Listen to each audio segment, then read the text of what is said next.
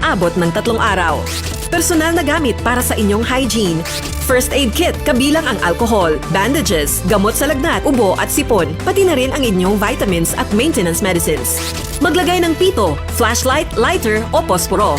Huwag kalimutan ang mga charger o power bank.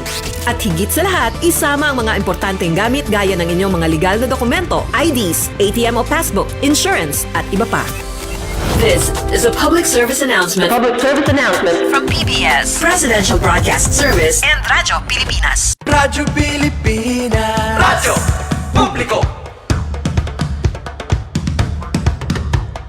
Radyo Pilipinas. Radyo Publiko.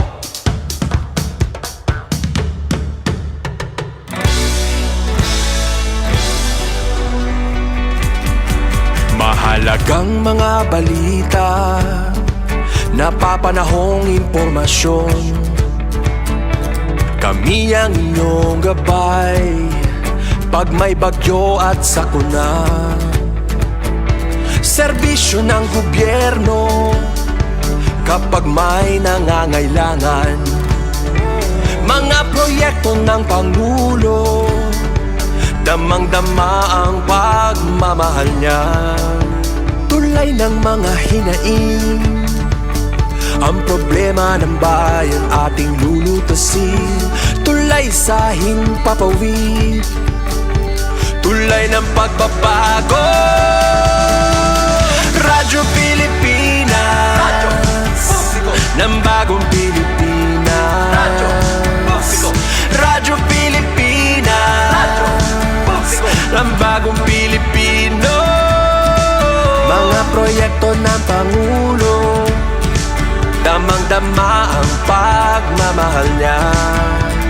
Radyo Pilipinas, Radyo Publiko. ang boses ng Pangulo.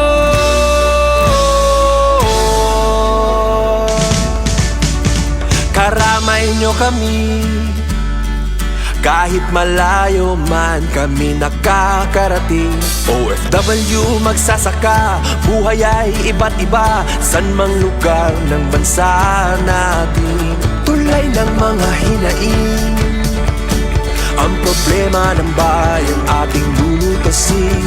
Tulay sa himpapawid, tulay ng pagbabago. Radyo Pilipinas, Radyo Publiko. ng bagong Pilipinas. Radyo Publiko. Radyo Pilipinas, Radyo Publiko. ng bagong Pilipino. Mga proyekto ng Pangulo, damang-dama ang pagmamahal niya. Radyo Pilipinas, Radyo Publiko. ang boses ng Pangulo. Radyo Publiko. Radyo Pilipinas, Radyo Publiko. Radyo Pilipinas. Ito ang Presidential Broadcast Service Radyo Pilipinas, Radyo Publiko. ng Bagong Pilipinas para sa Bagong Pilipino. Naghahatid ng mahahalagang balita at impormasyon na guugnay ng pamahalaan sa sambayanan. Tulay sa himpapawid ng serbisyo publiko. Radyo Pilipinas, Radyo Publiko, ang boses ng Pangulo. Sa Mega Manila, 738. Radyo Pilipinas, Radyo Publiko. Time check, 3:05 na po ng hapon. Tahanan ng OFW, handog ng Department of Migrant Workers at Radyo Pilipinas, Radyo Publiko, programang maghatid ng impormasyon sa mga polisiya, programa at mga hakbang ng DMW para sa kapakanan ng ating mga OFWs at kanilang pamilya. Tahanan ng OFW, programang hatid ay agarang serbisyo publiko para sa bagong bayani ng bayan, para sa bagong Pilipinas. Tahanan ng OFW ng Department of Migrant Workers, dito sa Radyo Pilipinas, Radyo Publiko.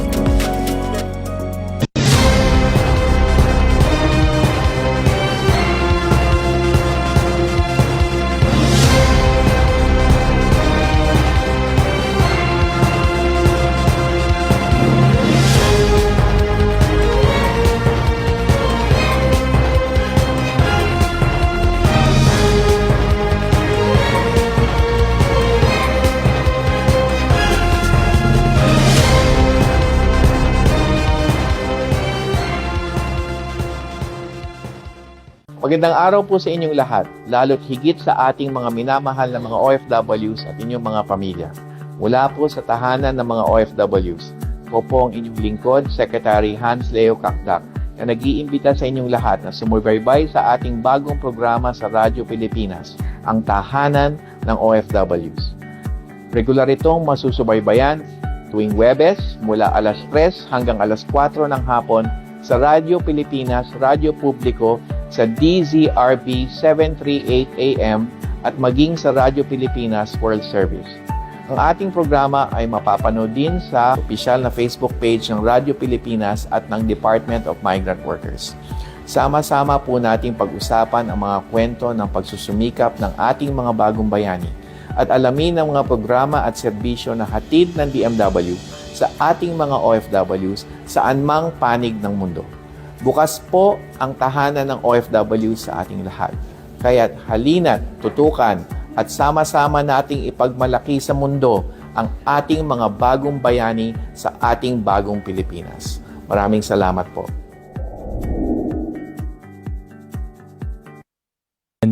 Webes na naman po ng hapon at kami po ay muling bumabati sa inyo. Nandito na naman po ang tahanan ng OFW, programa po ng Department of Migrant Workers.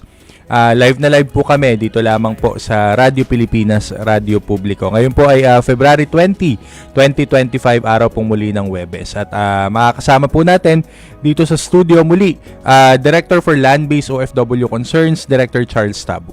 Salamat Asik Kiko at magandang hapon po sa ating mga kababayang nakikinig at nanonood ang mga OFWs ang kanilang pamilya. At dahil ngayon ay live na live po tayo, Asik, ay dahil dyan sa gitnang silangan sa Europa at sa Amerika ay umaga po dyan, kaya magandang umaga po sa inyo lahat dyan. Kami po ang inyong kabalitaktakan sa hapong ito para sa programang Angkop na Angkop para sa ating mga OFWs. Ayan, syempre iba-ibang mga bansa na naman, 'di ba, Director Charles? At syempre bago tayo magsimula at magpatuloy doon sa pangkaraniwan nilalaman ng programa natin, ay hello po muli sa ating mga taga-pakinig at sa mga manonood. Live po kaming muli ngayon sa official na Facebook page po ng Department of Migrant Workers at sa Radyo Pilipinas, sa Radyo Publiko Facebook page din po ay mapapanood at mapapakinggan po nyo kami live na live, okay? At syempre dyan din po sa ating YouTube channel, ayan, nandyan din at sa iba pang mga social media accounts at dun sa RP World Service din at na maaari din pong ma-access ng ating mga kababayan dyan naman po sa abroad. So ito po yung ikapito na, nakaka-7 na episode na nga tayo at salamat po sa palagiang suporta ng ating mga kababayang OFW at ng kanilang mga pamilya. At handog pong muli natin ito sa ating mga OFWs at lalong-lalo na po dun sa mga nangangailangan ng tulong medikal sa programa po ng at serbisyo ng ating OFW Hospital. Dear Charles, last week kasi araw ng mga puso. So ngayon naman po, kung may mga hinaing kayo, hindi lamang po sa puso, mga iba pa pong mga hinaing ninyo at mga kung ano mang iniindang mga sakit, maaari po kayong makinig at pwede po kayong magtanong at mag-like, mag-share, mag-comment sa aming social media account para po nang sa ganun ay masagot naman po namin, okay? Pero bago yan, Dear Charles, narito muna ang ilang mga balita mula naman sa tahanan at ilang mga paalala mula dito sa ating serbisyo publiko. Balita mula sa tahanan. Magandang hapon, narito mga balita mula sa DMW nitong nakalipas na linggo. Mga bagong kawani ng DMW na numpa sa tungkulin. 26 na bagong kawani ng Department of Migrant Workers ang nanumpa sa tungkulin sa isang hybrid oath-taking ceremony na ginanap sa DMW Central Office sa Mandaluyong City nitong February 17, 2025. Hinimok ni Secretary Hans Leo J. Kakdak ang mga bagong kawani na tularan ang dedikasyon at malasakit ni Pangulong Ferdinand Marcos Jr. sa pagseserbisyo sa overseas Filipino workers at kanilang mga pamilya. Sila ay binubuo ng 10 presidential appointees, 13 newly hired, 1 na re-appoint at 2 newly promoted. Balita mula sa tahanan. Daan-libong OFWs na kinabang sa Action Fund. Mahigit 135,000 overseas Filipino workers na ang natulungan ng DMW sa pamamagitan ng 2.2 bilyong pisong Action Fund na nakatutok sa mga distressed migrant workers. Kasama sa serbisyong hatid ng Action Fund ang legal, medical at pinansyal na tulong, pati na rin ang repatriation at emergency assistance. Kamakailan, itinaas ang financial aid sa 50,000 piso hanggang 100,000 piso. Bukod dito, umabot na sa 3,558 OFWs ang na-repatriate mula sa conflict zones tulad ng Israel, Lebanon at Red Sea. Balita mula sa tahanan. DMW lumahok sa World Government Summit 2025.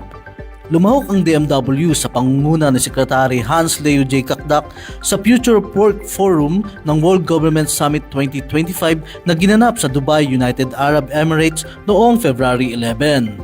Tinalakay sa forum ang workforce adaptability, mga pagbabagong pang-ekonomiya, wage governance at ang epekto ng artificial intelligence sa international labor market.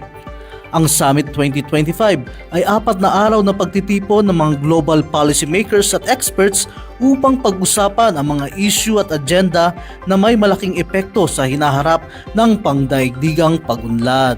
Balita mula sa tahanan. OFW clinics sa mga malls, pinaplano. May plano ngayon ang DMW na magtatag ng mga OFW mini clinics sa mga shopping malls bilang bahagi ng pagpapalawak ng healthcare services sa iba't ibang parte ng bansa. Sinabi kamakailan ni Secretary Hans Leo J. Kakdak na isa ito sa nakikitang tugon sa kahilingan ng maraming OFWs na nais makarating sa kanila ang serbisyong pangkalusugan. Bukod pa dito ang plano rin na pagpapatayo ng mga OFW hospital branches sa iba't ibang rehiyon. Plano rin ng kalihim na itaas ang kasalukuyang 50-bed capacity ng ospital sa 102-bed capacity. Tiniyak rin niya na matatapos ngayong taon ang konstruksyon ng bagong Pilipinas Cancer Care Center at inaasahang magiging operational sa unang quarter ng 2026. Balita mula sa tahanan. At ito ang mga balita para sa linggong ito. Kami ang inyong mga naging tagapagbalita. Ako si Dan Garcia. At ako naman si Angel Niliasca mula sa tahanan ng OFW Sa Radyo Pilipinas, Radyo Publiko. Magandang balita para sa bawat manggagawang Pilipino. Nakamit natin itong 2024 ang pinakamababang unemployment rate since 2005. Ayon sa NEDA, mas dumami ang may hanap buhay at patuloy na gumaganda ang kalidad ng mga trabaho. Naitala na nagtapos ang 2024 na 3.8% na lang ang ating unemployment rate. Ibig sabihin nito'y nasa 50.19 milyong Pilipino na ang may trabaho at bumaba na sa 1.63 milyon ang walang trabaho. Mas kaunti na rin ang mga naghahanap ng dagdag na kita o ekstrang trabaho. Mula sa 11.9% ng 2023, 10.9% na lang nitong 2024. Mas maraming Pilipino na ang may sapat at disenteng hanap buhay. Para sa tuloy-tuloy na pag-unlad ng ating labor market, narito ang ginagawa ng pamahalaan. Enterprise-based Education and Training Framework para matiyak na ang skills ng ating mga manggagawa ay tugma sa pangangailangan ng industriya. Inclusive work arrangements para mabawasan ang hadlang sa trabaho, lalo na sa kababaihan at kabataan. Action Fund and Emergency Repatriation, agarang tulong para sa mga OFW na nangangailangan. Oo, may mga pagsubok pa, pero tuloy ang suporta ng gobyerno upang makalikha ng mas maraming trabaho, mas maunlad na kabuhayan at mas magandang kinabukasan para sa bawat Pilipino.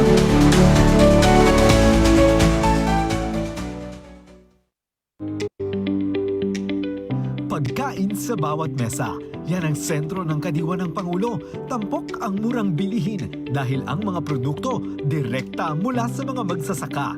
Ngayon, meron ang Kadiwa Retail Selling, Kadiwa on Wheels, Kadiwa Express at susunod na ang e-Kadiwa.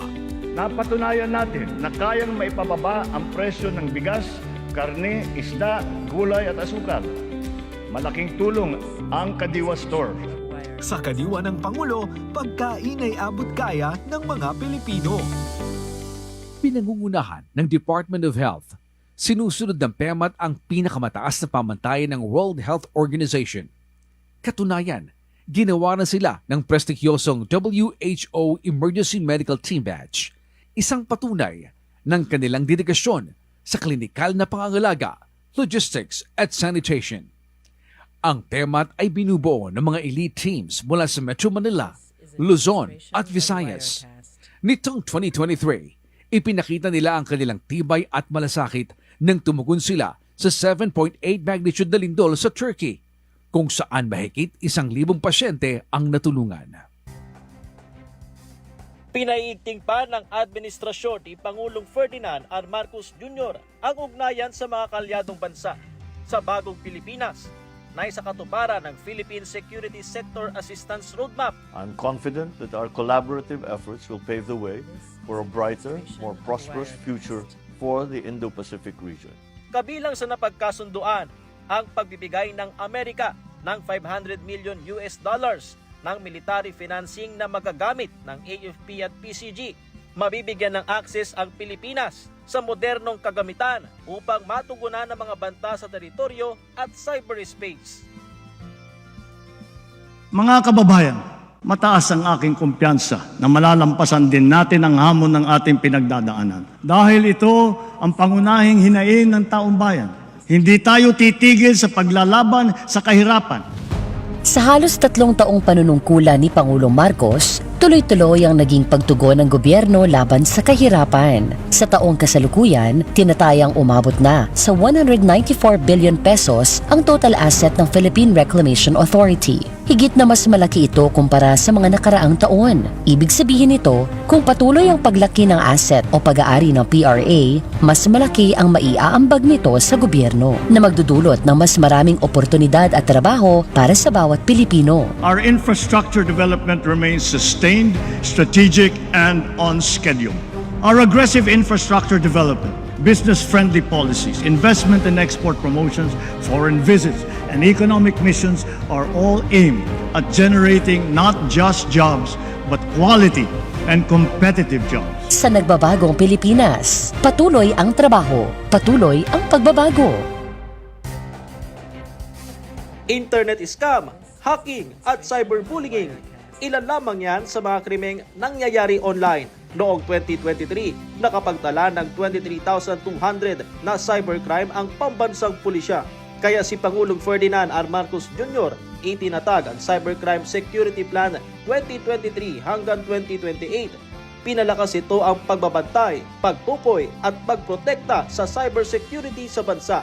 Ang resulta, pagbaba sa higit 14,000 na cybercrime sa taong 2024. The PNP's efforts in combating various forms of crime have yielded tangible results which exhibit the diligence of our officers and personnel as well as the effectiveness of our programs. Magnet sa Ilocos, Bicol Express sa Bicol, Lechon sa Cebu, mga katangi-tanging putahing Pilipino na umakit sa panlasa ng mga turista. Food, culture, heritage, the arts, education, halal, Islamic traditions, dive, cruise, farm and ecotourism, even sports have now become potent subjects and products of a nation's tourism. Marami nang nailunsad na programa si Pangulong Ferdinand R. Marcos Jr. at ang DOT upang lalong lumakas ang gastronomy tourism sa bansa. Pinagtuunan din ng pansin ng ating pamahalaan ang wellness tourism na patuloy na lumalago ng 12% annually kumpara sa global average na 7% at nakapag-ambag ng 65 billion pesos sa ekonomiya.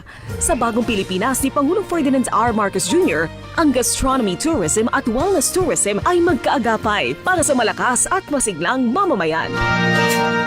Handa na ang Pilipinas para maging key player sa clean energy storage sa Southeast Asia. Pinangunahan kamakailan ni Pangulong Ferdinand Marcos Jr. ang inaugurasyon ng St. B Gigafactory sa New Clark City, Clark Special Economic Zone sa Capas, Tarlac. Ito ang kauna-unahang manufacturing plant sa Pilipinas para sa advanced iron phosphate batteries na ginagamit sa renewable energy at electric vehicles. Sa talumpati ng Pangulo, this inauguration of the St. B Giga Factory is a remarkable example of what happens when our national agenda of promoting clean energy intersects with a solid commitment from the private sector. It sends this message to the world. The Philippines is now ready to innovate, to lead, to to become the go-to destination for high-tech, high-impact investments. Ang St. D. Giga ay rehistradong kumpanya ng Philippine Economic Zone Authority o PEZA na nagbibigay ng kalidad na serbisyo sa mga investors. Sa 2030, inaasahang maaabot ng proyekto ang operational capacity nito. Tinatayang magge-generate ito ng 5 billion pesos in annual revenues at lilikha ng 2,500 jobs. Sa nagbabagong Pilipinas, patuloy ang trabaho, patuloy ang pagbabago. Para sa bagong bayani ng bayan, tahanan ng OFW para sa bagong Pilipinas.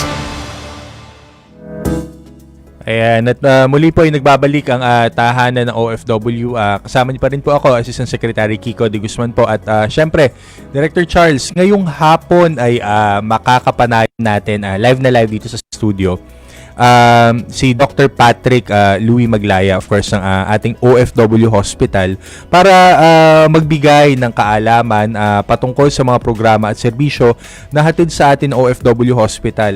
Ito yung isa sa mga, kumbaga, sikat na sikat at kumbaga matatawag nating flagship na service offering units ng ating departamento. Kiko, kung ganun, wag natin patagalin pa. Magandang hapon po, Dr. Patrick. Magandang hapon. Pagpalayang hapon sa inyong lahat. Ako'y nakagagalak. Salamat sa imbitasyon. Ayan. So, Doc, ano lang tayo, konting introduction doon sa ospital. Of course, the hospital itself is known as the OFW Hospital. Ano ba ito? Saan ba ito makikita? Yung mga, mga may panimulang information ka regarding the hospital. Ayan. Ang OFW Hospital po ay pagtutulungan ng maraming sektor ng lipunan. Andyan po ang Provincial Government of Pampanga, Department of Labor and Employment at ang Bloomberry Foundation. And ang pagtutulungan nito ay nagbunga, no? Nagbunga sa isang pasilidad na kayang maging tahanan sa 102, no? Technically 102 bed capacity hospital. Currently po ang hospital ay may lisensyang tumanggap ng 50 beds at level 1. Ito po ay nagsimula at tumingin ng unang pasyente noong May 2022. At ngayon po ay approaching na po kami sa ating 3rd year anniversary. And ang hospital nito ay makikita sa San Fernando, Pampanga. Ito po ay along MacArthur Highway. Hindi po siya nakatago, as in nakikita po siyang pag-asa. At hindi po siya isang ospital na maliit. Ito po ay malaking hospital na tahanan ng ating mga OFWs. Doc, ano ba ang kahalagahan ng pagpapatayo ng OFW sa ating mga OFW at ang kanilang pamilya? Ang sagot lang namin dyan ay tahanan, no? Ako po ay dati ring OFW, I worked in Canada.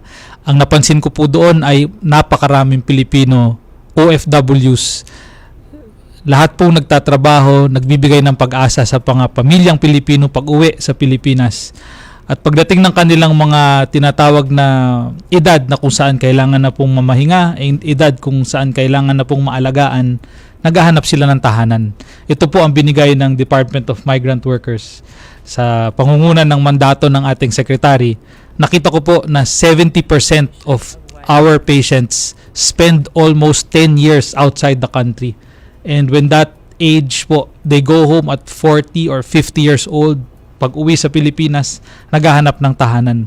Yan po ang kahalagahan ng OFW Hospital. Kasi yung binabanggit natin, Doc, na parang we're authorized by the Department of Health to operate on a 50-bed capacity. But we can actually fully maximize it currently to 102 Yes, beds. So we're currently working on that. Yung expansion, walk us through that expansion kasi ano-ano yung mga serbisyong ito na i-offer natin with that 50-bed capacity kasi naririnig lang yung bed capacity. Opo. But the public would also want to know hindi lang naman ito yung bed capacity that would determine yung serbisyo natin. Can you walk us through that service offering? So the service offerings of the OFW Hospital starts from the ward. Yeah. The emergency room, and the outpatient department. All of these are manned by more than 200 hospital and paramedical employees. Apart from all of these units, ang ospital po ay nagbibigay ng serbisyo sa pagkuha ng laboratory. Yan po ay mga pagkuha ng dugo, Meron din pong serbisyo sa pagkuha ng radiology. Yan po ay sikat sa mga tawagang X-ray, CT scan. Meron din pong heart station, ECG, 2D echo. Meron pong respiratory station. Yan po yung tinatawag na pulmonary function test. No? Yan po yung mga smoking cessation programs. Operating room and delivery room. Nakakapagpa-opera ng major and minor cases. Nagpapaanak ng normal at cesarean delivery. Yeah, I remember that 2022, dear Charles. Tuwan-tuwa si Sec Toots, former Secretary Toots Ople. Actually wanted to go all the way to Pampanga. Sabi niya, ay may mga anak ba? Yes. Parang iinano niya. Kasi Tama I po. think the first delivery. Yes. So she was very excited na at that time, parang just to show that talagang operational yung ospital. One of the many first February of 2023. Yan po ang first cesarean section delivery. Muntik na nga mapangalaan ng Toots. Yeah, because Sec Toots at that time, sabi niya, kung hindi natin napuntahan ng naantabayan kasi syempre yung timing ng delivery partner. I think she went there and visited, and then pinadalhan ng care pack yung nanay. Sa sobrang tuwa ni Sec doon sa pagkakapanganak nga nung unang-unang baby natin doon sa ospital. The OFW Hospital also offers pharmacy mga gamutan, at yung tinatawag po na malasakit center, no, na binuksan dati po. So, particularly we have the cancer care center and then the hemodialysis unit, 'di ba? That we are actually offering and that we're opening. Paano po nito nasisiguro yung pagpapalawak ng serbisyo na pangkalusugan para sa ating mga OFW? So, tama po kayo. The hemodialysis, yan po ay para sa kidney. Yan po ay nakita namin na sa Pilipinas, napakataas po ng rate ng chronic kidney disease. We have our past president po or present ng Philippine Society of Nephrologists for Central Luzon who tells us napakataas po. At ako po mismo nakikita ko napakaraming nagpapagamot ng kidney na uuwi sa dialysis. Kaya sa pagtayo po ng dialysis, maraming matutulungan. Ang Cancer Center po, nag-groundbreaking December 15 last year. So yan po ay tuloy-tuloy na cancer patients naman po ang matutulungan. Dok, may nabanggit mo kanina 2023 pa nung may pinanganak. May medyo bago pa itong hospital nito kumpara sa mga ibang hospital. So, maaari po ba kayong magbahagi ng datos? Ilan ho ba ang mga kabuuang na serbisyohan ng ating OFW hospital? Ang numero po na may sasabi namin reported kay Secretary Hans, 86,000. Ang hinahanap po namin sa lahat po ng natulungan, natawagan, lahat po ng mga pakiusap at lahat po ng kahit hindi po namin nailalagay sa datos, 90,000. That's close to 150 patients a day. Lahat po yan ay nakakausap sa outpatient department, nakuha na ng dugo, nagpa-x-ray, nakausap through telemedicine. Mamaya po ibabahagi ko yung tinatawag na Integrated Medical Repatriation Assistance Program. Mga OFWs po, pauwi pa lang, inaayos na po ang kanilang pupuntahan sa ospital. Yeah, so maya-maya yan, Director Charles, kasi marami pa tayong mga tanong at mga pag-uusapan. I'm very much interested dun sa repatriation kasi from the point na ihatid sa airport sa ibang bansa, pag sundo dito, may referral tayo diretso sa OFW Hospital and of course our other government hospital partners with the DOH. So mamaya po yan at marami pa po tayong pag-uusapan sa pagbabalik lamang po. Kasama po si Dr. Maglayan ng OFW Hospital at bigyan po muna natin ng daan ng ilang pong paalala mula po dito sa ating stasyon. Ang pambansang seguridad at kaligtasan ng bawat isa sa bagong Pilipinas, tinututukan at binibigyang halaga. Pinalakas pa ni Pangulong Ferdinand R. Marcos Jr. ang paghatid ng serbisyo sa mga kanayunan at paghikayat sa mga rebelde magbalik sa lipunan. Nag-iisang weekend guerrilla front na lamang sa buong bansa ang natitira na malapit ng mabuwag. Sama-sama nating itaguyod ang pangarap ng bawat Pilipino na makapamuhay sa isang mas maunlad, mas makatarungan at mas malayang bagong Pilipinas. Uy, Mila, napansin mo ba ang presyo ng gulay ngayon? Nakapagtataka? Oo, Tom. Pero huwag ka mag-alala. Alam mo bang may mga ahensya tulad ng DTI na tumitingin sa mga presyo? Talaga? Paano nila nasisiguro na tama ang presyo?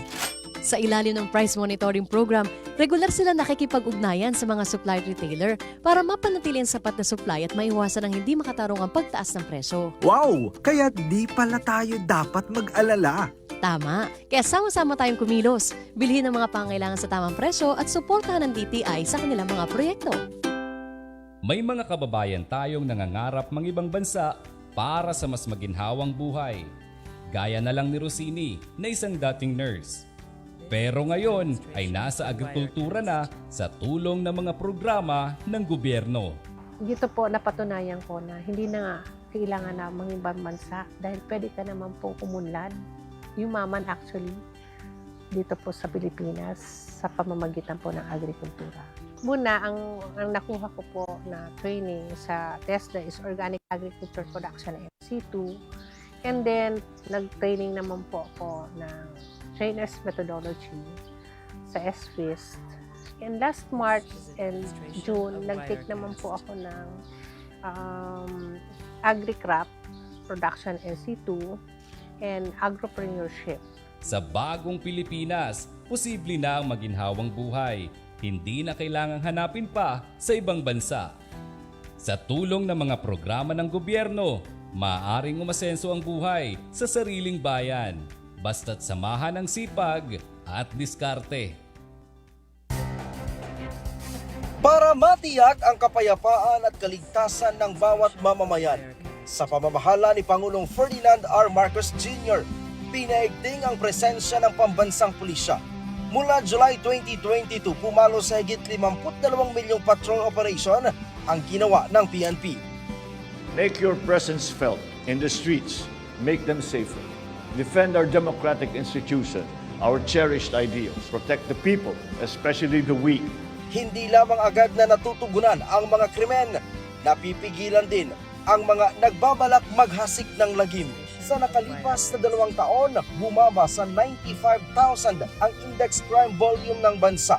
Mas maliit kumpara sa 238,000 noong 2016 hanggang 2018. Sa bagong Pilipinas, ang mga pulis palaging nandyan at maaasahan. Ang bawat departamento ng Subic Bay Metropolitan Authority ay nakatuon sa pagpapabuti ng bawat sektor ng Freeport Zone at kasama ni Pangulong Ferdinand Marcos Jr. ay lalong maisasakatuparan ang bawat tungkulin at hangarin ng sambayanan para sa pagkamit ng bagong Pilipinas.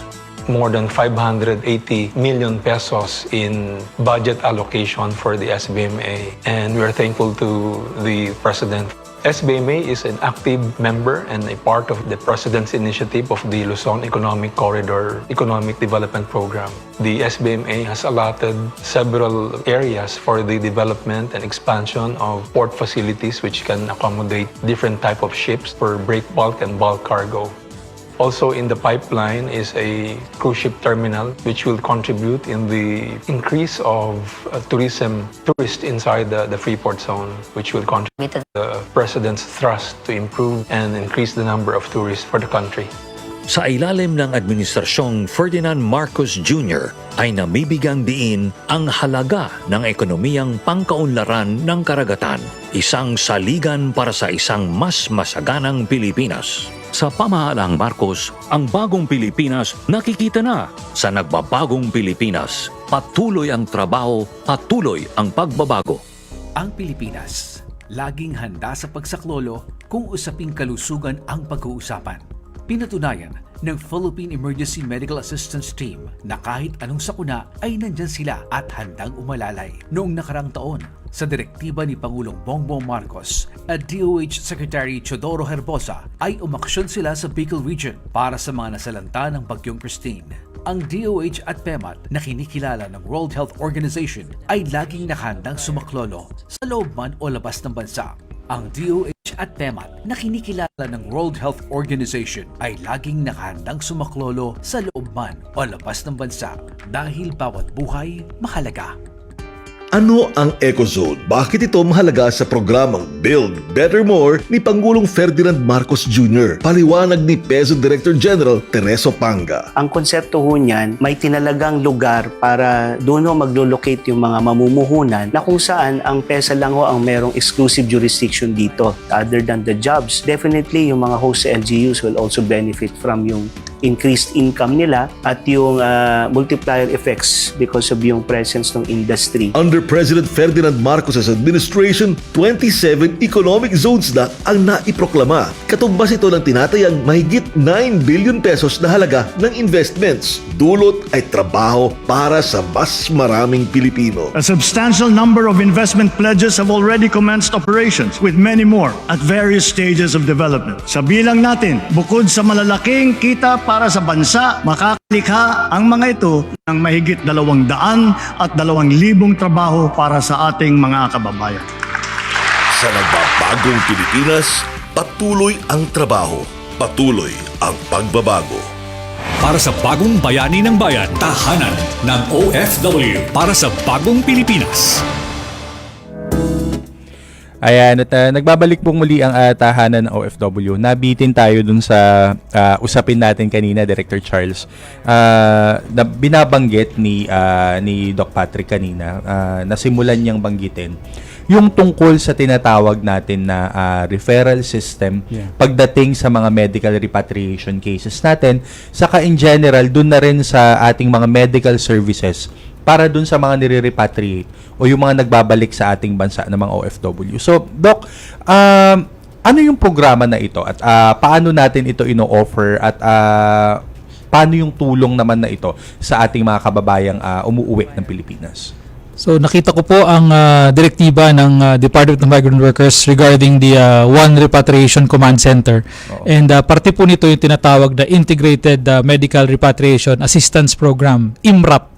Ang halimbawa lang po nito, ang huli nating pasyente ay isang nanggaling po ng Saipan na sinabi na natin ho na nagkaroon po ng sabihin na natin ho na pag-alaman na siya may cancer. So ang nangyari po, mapapauwi po ng employer. So ito po ay tahanan na dapat nating ibigay. So ang nangyayari po ay ang ospital ng ating mga kasama sa ibang bansa ay tatawag sa Pilipinas, magpapadala po ng mga email. And the OFW hospital provides what we call a acceptance letter. When this acceptance letter is done po, tatawagan po ang mga kamag-anak dito po sa Pilipinas at the organization will be katulad po ng DMW, tutulang po ang ating mga kasamahan sa OWA, sa Overseas Welfare Workers Administration, and sabi po ninyo, pagtawag po sa airport, tanggapin at itanggapin, ma-admit po sa OFW hospital. Ayan. So, ibig sabihin, Doc, pagdating nila dito sa Pilipinas, naka-ready na? Opo, naka-ready po. Naka-ready na. So, lalong-lalo, napaka-importante ni Director Charles dun sa mga yung parang medical transport ang dating dun sa mga ano natin na escorted ito sa pagsakay sa eroplano. May kadalasan yung mga ano nito, yung mga medical practitioner din or mga paramedic mismo yung umi-escort sa eroplano, and then hanggang pag-landing dito, ayun naman yung pagsundo at pagkuha ng mga staff ng ano. So maganda ito, malapit ang OFW hospital sa isang napakalaking international airport, ang Clark. So kung via Clark nga naman ay napakabilis ng access na ito. Doc, maraming nagtatanong, maraming mga kababayan tayo nagtatanong, pang OFW lang po ba ang ospital natin? Sa ngayon po, ang OFW Hospital ay may mandato na paglingkuran ng OFWs. Kasama po dito yung kanilang mga pamilya. Ang eligibility po ay ang tinatawag na sino-sino ba ang sa ngayon makakakuha ng serbisyo. Yan po ay tinatawag na spouse, asawa, mga anak na below 17 years old, at ang mga magulang. So yan po ay may karampatan lang po na identification, usually po passport at mga IDs, at mabilisan po agaran, natatanggap sila. At sa hospital. Syempre, Doc, dahil nga hospital ito, we don't turn away patients. Lahat naman po kasama naman 'yan sa sinumpaan ng ating mga medical practitioner. And at the same time, of course, this is the first, but there would be succeeding gaya nga ng ibinalita kanina. But right now, aside from the OFW hospital in Pampanga, saan pa po pwedeng makakuha ng libreng tulong medikal ang ating mga OFW? So the mandate of Department of Health naman po is to have OFW wards.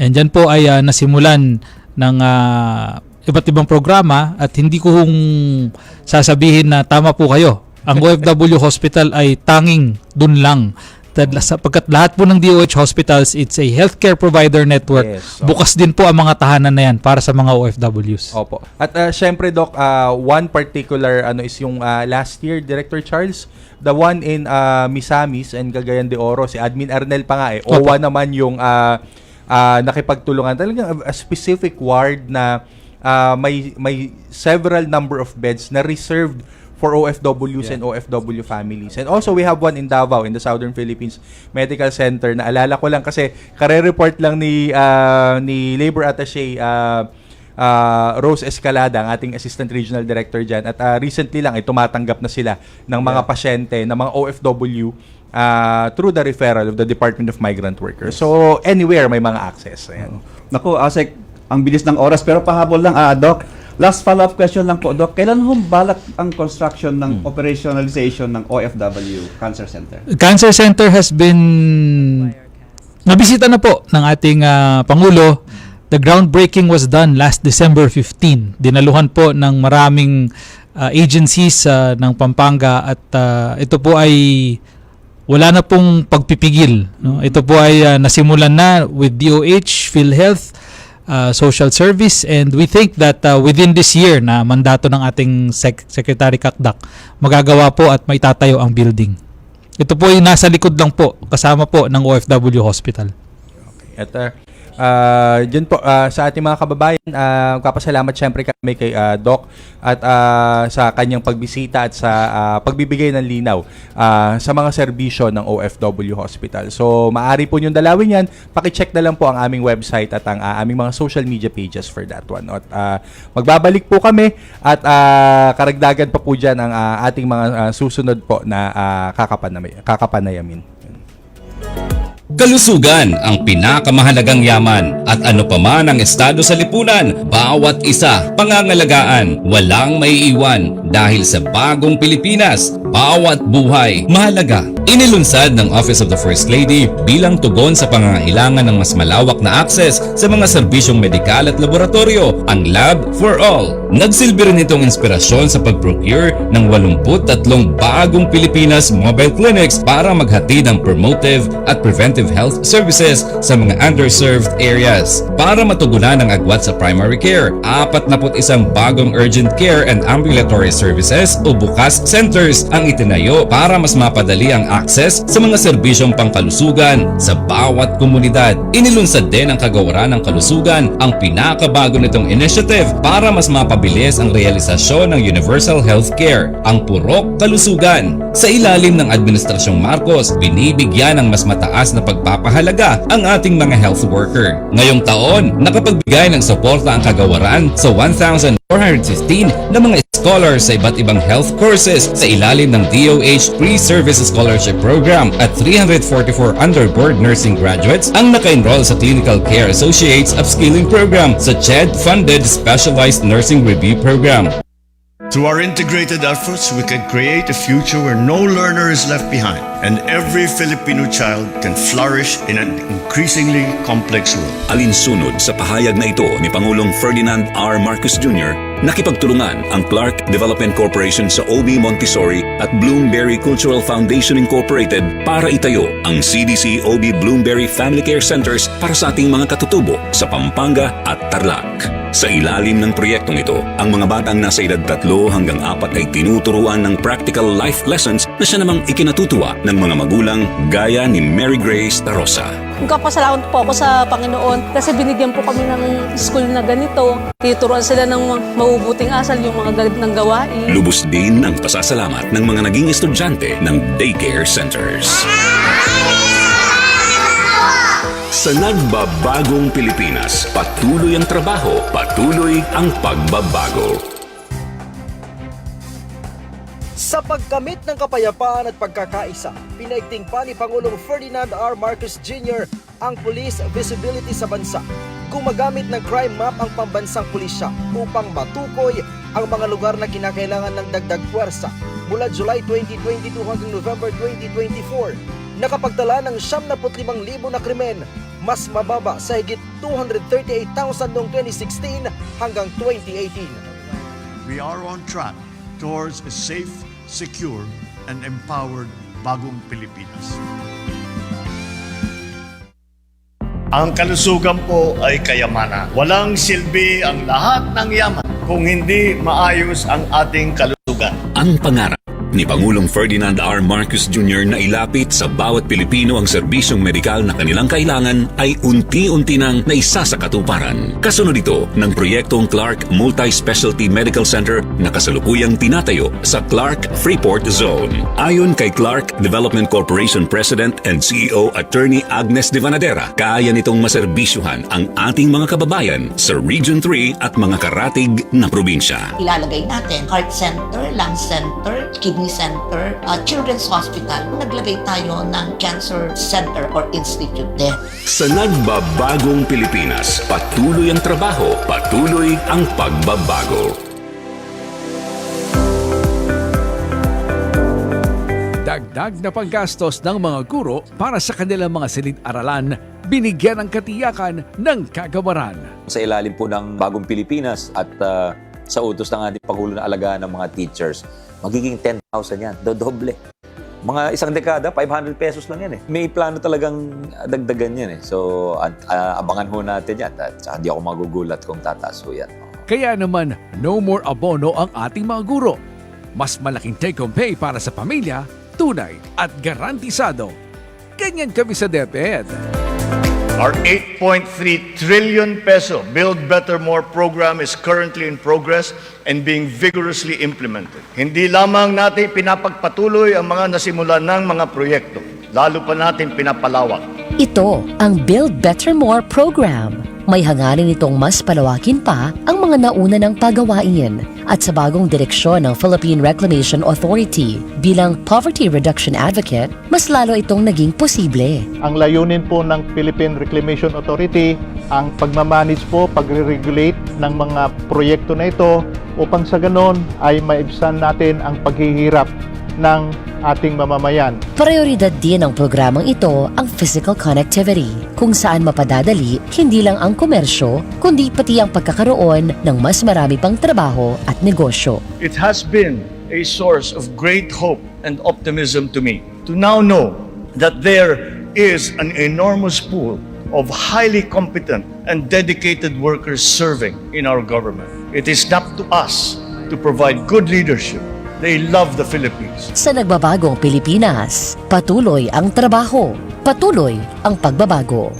Sa ilalim ng administrasyon ni Pangulong Ferdinand R. Marcos Jr., patuloy ang pagsisikap na palakasin ang ekonomiya ng bansa sa tulong ng mga dayuhang mamumuhunan. Because of these meetings led by our president in Japan, this has resulted to an expansion project in the Freeport. And the value of the investment na nakuha po ng ating presidente is 4.2 billion pesos. Ang pagdagsa ng mga dayuhang mamumuhunan ay hindi lamang nagdadala ng karagdagan kita para sa ating ekonomiya. Ang mas mahalaga ay nakapagbibigay ito ng hanapbuhay sa libu-libong Pilipino. The influx of foreign investors has a great impact to our economy. Not only do they bring economic benefit, but they also provide livelihoods sa ating mga Pilipino. Sa pamahalaang Marcos, ang bagong Pilipinas nakikita na. Sa nagbabagong Pilipinas, patuloy ang trabaho, patuloy ang pagbabago. Para sa bagong bayani ng bayan, tahanan ng OFW para sa bagong Pilipinas. Time check po, 3:49 ng hapon at andito pa rin po tayo sa tahanan ng OFW. Saktong-sakto, Director Charles, kasi ngayong hapon, kasama natin yung isa sa mga OFW na ating natutulungan doon sa inyong office ni ASEC Benny sa land-based concerns. At siya ay actually isang recent na repatriate, si Ma'am Annalyn, at meron siyang mga medical concerns. Yes po, ASEC, tamang-tama. Kahapon bumisita siya at nakakita ko may nakangiti na tong si Annalyn. So tinanong namin siya, Annalyn, ba't ka ba nakangiti? At sabi niya, nabigyan daw siya ng ng serbisyo ng ating OFW. Para mabigyan lang natin ng counting background si Ma'am Annalyn, ay OFW siya mula Riyadh at Dubai mula noong 2015. Oo, tapos napauwi siya dahil sa kanyang iniindang sakit. No? May iniinda siyang sakit at umuwi siya nung nakaraang buwan lang. No? Ma'am Annalyn, pwede ba bang i-share sa amin yung pagbisita sa ating OFW hospital? Nung galing po ako sa Saudi po, umuwi ako dito sa Pinas, January 24, 2025 po.